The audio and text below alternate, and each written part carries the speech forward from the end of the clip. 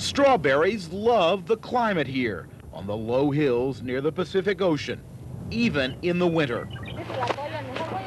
On this farm in the San Quintin area on Mexico's Baja Peninsula, workers earn about $8 a day picking strawberries to satisfy appetites as far away as Canada. Nearby, on another farm, workers tend to the young plants that will offer some of the spring's first vine-ripened field tomatoes. The new North American Free Trade Agreement, or NAFTA, is supposed to make it easier for produce and many other products to move across the border in either direction. This is some of the first produce to benefit from NAFTA. No more penny-a-pound tariff for these strawberries headed for the United States. But unlike strawberries and a handful of other produce that have gone tariff-free, the tomatoes from these plants will be hit with an extra charge for another several years as they cross the border. That's thanks, in part, to the strong opposition from some U.S. farmers. Our main concern has always been the way our government will deal with the way the Mexicans enforce their laws. Chemicals top the list of concerns.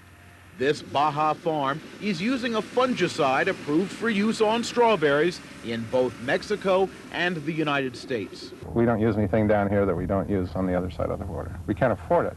If we have a problem, then we can't cross the product. At the border, U.S. Department of Agriculture inspectors look for insects on produce.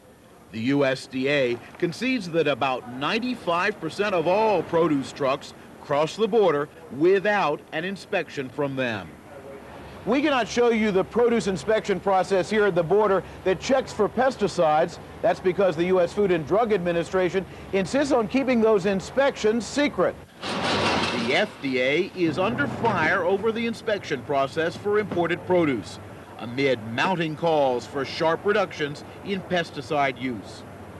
Somewhere between 1% and 2% of the produce and other food supplies are inspected. Of those, in FDA testimony, 40% have been rejected. Critics say that means produce imported from Mexico could be tainted with unacceptable levels of pesticide residues. The Mexican government and Mexican farm leaders disagree. Even before NAFTA, the grower is used to the export market, so they know that they have to adapt and to comply with the American standards of quality or sanity.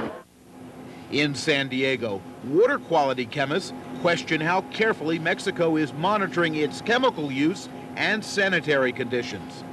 Raw sewage frequently flows across the border here at Tijuana. After several such Tijuana overflows, spot checks of San Diego's wastewater turned up small traces of DDT, a pesticide banned in both countries. Relative to the potential health problems of raw sewage at the border, DDT is a small issue. I've heard DDT forever, and it's not true. It's just flat not true. But it sounds good.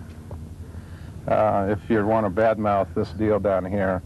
Even some of the U.S. farmers who once questioned free trade now think NAFTA deserves a chance to prove itself without further scare tactics. And we'd like to see what's imported into the country on the same level playing field that we've got here in the States.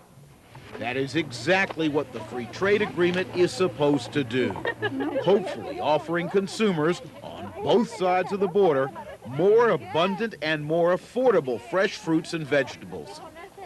Al Hinman, CNN, San Quintin, Mexico.